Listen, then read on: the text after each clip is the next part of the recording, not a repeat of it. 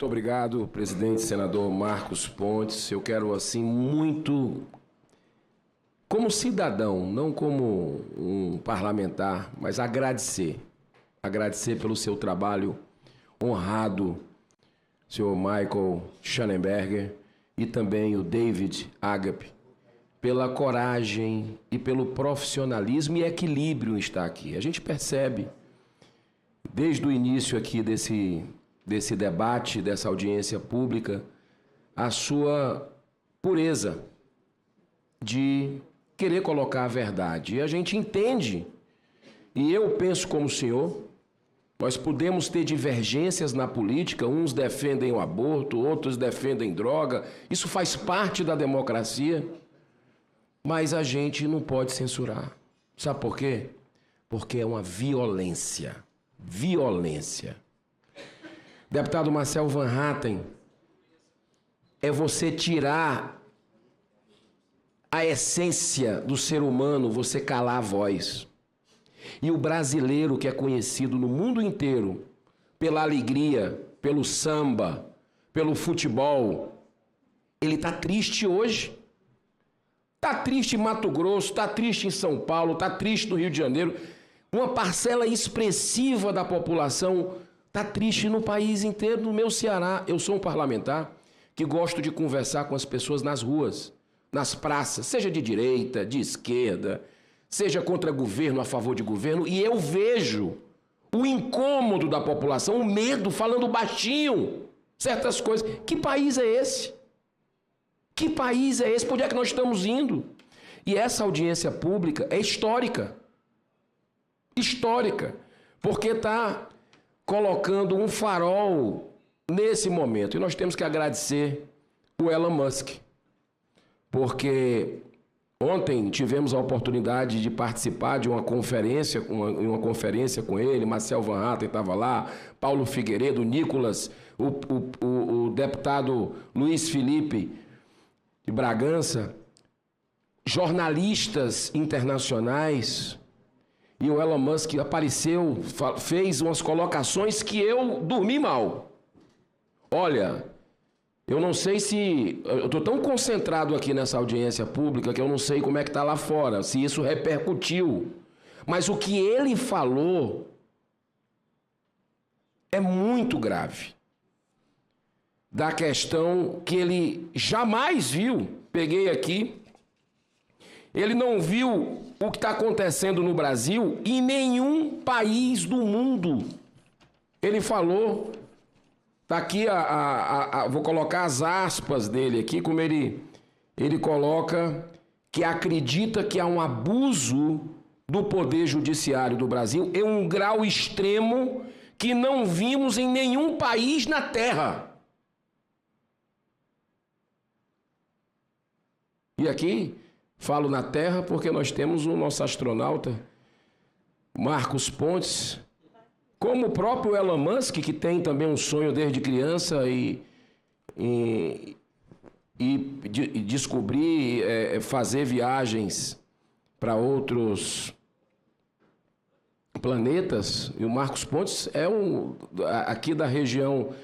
Não sei se você sabe disso. Ele é o astronauta que foi do hemisfério sul, é o único do hemisfério sul que foi até profissional.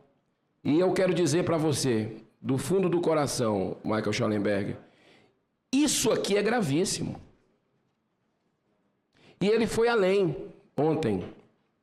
Ele falou da ameaça, de que o receio de prisão que ele tem dos funcionários dele, é uma pessoa, me pareceu, muito humana. E disse como é que pode as pessoas que devem ser os guardiões da lei, são eles que violam a própria lei.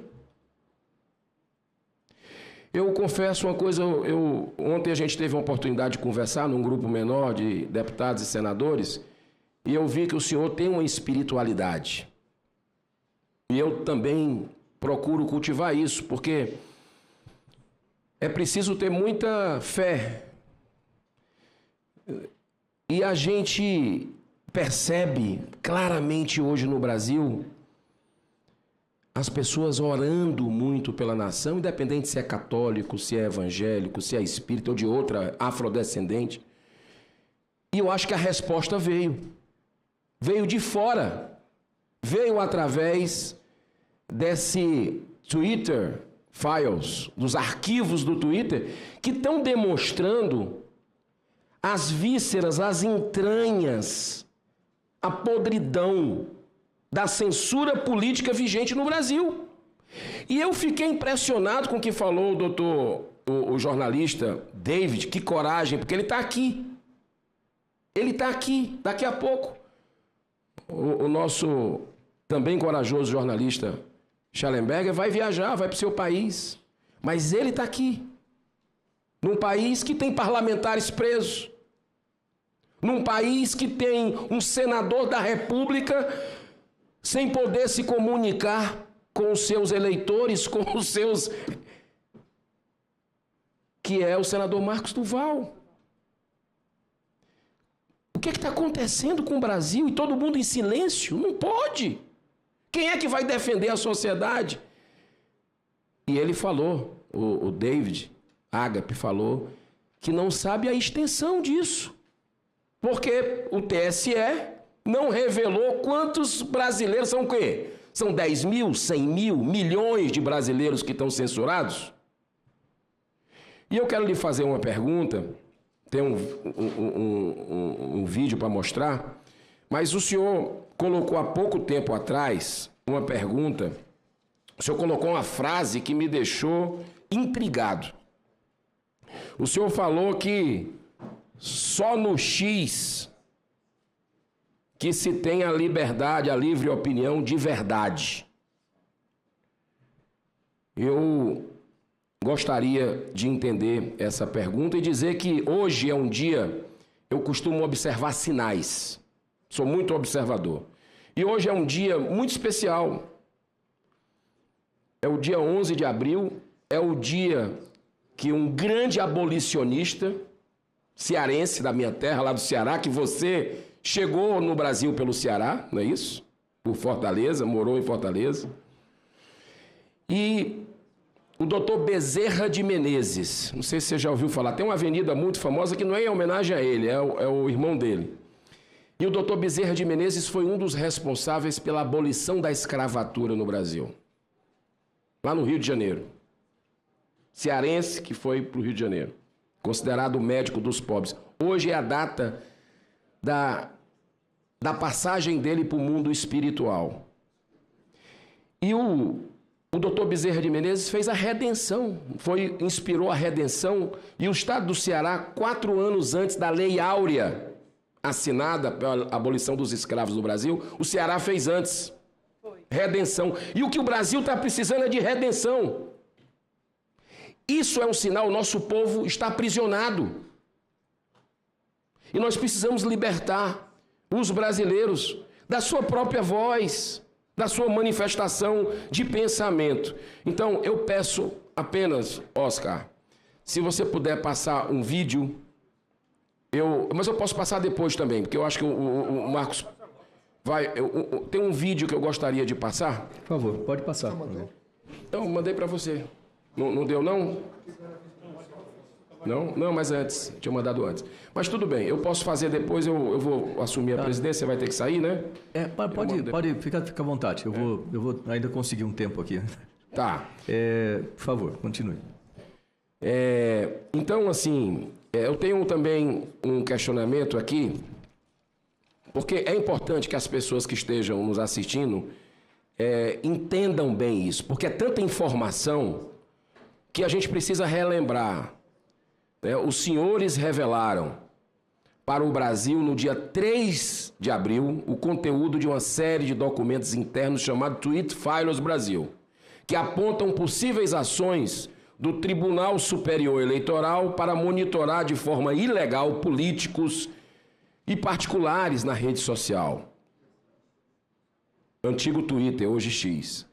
Segundo os e-mails trocados entre o TSE e a equipe jurídica do X Brasil, nos Estados Unidos, o atual presidente da Corte Eleitoral, ministro Alexandre de Moraes, teria exigido informações sobre usuários que publicavam com hashtags específicas, além de exigir da plataforma o fornecimento de informações pessoais sem investigação policial em um processo legal. Entre os cidadãos que teriam sido alvos dessas ações estão aqui, inclusive, nessa comissão, os deputados federais Carla Zambelli, deputada, e o deputado Marcel Van Hatten. Ainda pelos graves relatos dos senhores, o senhor Rafael Batista, representante da rede no Brasil, chega a afirmar que o objetivo principal do TSE seria a desmonetização de contas em diferentes plataformas, YouTube, Instagram, Facebook, além do Twitter, a remoção ilegal de conteúdos, vazamento de informações pessoais de usuários, entre outras atrocidades. Em resumo, o fato é que as imputações em tela são gravíssimas e nos direcionam para uma possível violação de direitos constitucionais, que para mim, depois de tudo que eu ouvi aqui, é violação. E nós aprovamos uma audiência pública também para ouvir os representantes da Meta, os representantes do Instagram, os representantes do Twitter, os representantes das redes, além também do próprio Elon Musk, se quiser se pronunciar de forma virtual, ele será muito bem-vindo aqui na Casa Revisora da República. Eu sei que está saindo coisa. Nessa madrugada já saíram mais informações que já foram abordadas aqui e a gente precisa entender que nível de coleira foi colocada nos brasileiros, né? Então, uma das perguntas que eu, para encerrar, para ficar dentro do tempo, lhe peço só mais um minuto, porque tem esse vídeo. Aliás, vamos ver o vídeo. Tá pronto? Vamos ver o vídeo. Nós criamos uma plataforma chamada TORS, Tecnologia de Otimização de Redes Sociais, com um objetivo bem específico. Esse sistema TORS é um sistema específico para o STF, criado pela Fasios, não é utilizado por mais ninguém, com a ideia de capturar nas redes sociais informações, publicações de interesses do STF através de palavras-chave. Então, palavra-chave STF, palavra-chave nomes dos ministros e qualquer outro tipo de palavra-chave que interesse ao STF.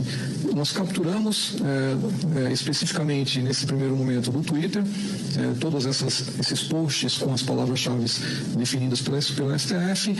No momento da captura, nós verificamos com o algoritmo próprio se o post é feito por um humano ou por um robô, porque nós sabemos que na indústria da desinformação, a grande maioria das informações, das fake news, são geradas por robôs. Então, nós temos um controle do que é feito por humano e do post que é feito por robô. Isso fica classificado e guardado na nossa base. Nós também analisamos, através de machine learning, de inteligência artificial, se aquele post, sob a perspectiva do STF, ele é positivo, negativo ou neutro. Tá? Então, sob a perspectiva do STF, através de inteligência artificial, machine learning, nós fazemos essa avaliação e fica também classificado dentro do post esse status de positivo, negativo ou neutro. Nós também, nessa plataforma TORS, capturamos o noticiário do dia, justamente para que as pessoas que forem analisar os dados tenham acesso ao contexto do que aconteceu naquele dia, para que determinados posts sejam positivos ou negativos. Então, é uma forma de contextualizar o cenário das publicações dentro do Twitter. Também disponibilizamos nessa plataforma um site que poderá ser usado pelo STF, pela equipe interna, para navegar nos dados capturados, navegar nessas informações de qualificação do dado, classificação do dado, filtrar o dado. Então, a gente tem um website que está disponível aqui para o STF poder usar. E, finalmente, nessa plataforma, nessa primeira fase, é uma geração de relatório, de uma série de relatórios em PDFs, com filtros específicos, que aí poderiam ser disponibilizados efetivamente para quem quiser ter uma noção um pouco mais clara do que está sendo comentado sobre o STF, ou sobre os ministros, ou sobre determinadas palavras-chave dentro do Twitter. Olha a gravidade disso. Isso faz parte do Programa Permanente de Enfrentamento à Desinformação no âmbito da Justiça Eleitoral, Plano Estratégico para as eleições de 2022. Esse documento, senhor presidente, eu gostaria de todas as apresentações que foram feitas aqui, com slides, com os slides eu estou bem antigo, né? Com essas apresentações eletrônicas, que possam ser oficialmente disponibilizadas para os brasileiros depois poderem conferir. Inclusive, esse documento que eu peço para o Oscar, se puder colocar no vídeo, rapidamente, só para a gente ler um trecho pequeno dele. Tá aí o documento, né? Tem um quadradinho ali que se puder tirar. Pronto. Olha aí, esse é o plano estratégico para as eleições. E lá embaixo, olha, eu não vou ler tudo, mas fala que designar e capacitar a equipe de servidores que integrará o grupo de análise e monitoramento com a coordenação feita pela equipe. A pessoa indicada para representar a SECOM será capacitada para operar a ferramenta de monitoramento contratada, né, e eventuais ferramentas disponibilizadas. Aí o Rodrigo Marcial, em consulta, porque nós senadores, viu, o senador Marcos Pontes aqui presente, senador Flávio Bolsonaro, nós temos a obrigação. O que a gente vai fazer, por exemplo, para esclarecer com a eventual conexão do vídeo que eu acabei de apresentar e desse documento com o que o senhor Michael Schellenberger e o David Agape e o Eli Vieira Júnior apresentaram? O STF, o TSE, contratou o monitoramento de tweets para atos ilegais de censura. A PF, a Polícia Federal, foi empregada em atos inconstitucionais. O Twitter colaborou. Essas perguntas, nós, senadores, temos que fazer. E aí vem, linkado com tudo isso, a consulta ao termo de referência do pregão eletrônico. Atenção, pregão eletrônico número 29/22, vencido pela empresa Partners. Encontra-se o objeto de monitorar as redes sociais, o que a gente viu, no que tange aos temas de interesse da Justiça Eleitoral, usando de palavras-chave escolhidas pelo TSE. Entre outras obrigações, aqui serve também de, quem sabe, um aprofundamento jornalístico. Entre outras obrigações, a Partners deve classificar e identificar as, aspas, principais fontes influenciadoras e detratoras, fecho aspas, e deve fazer, aspas de novo, a proposição de ações nas redes sociais que visem solucionar questões apontadas pelo monitoramento. Vide o termo de referência, né? Então, assim, não estou afirmando aqui que o monitoramento de dados realizado pela parte por si só é ilegal, né?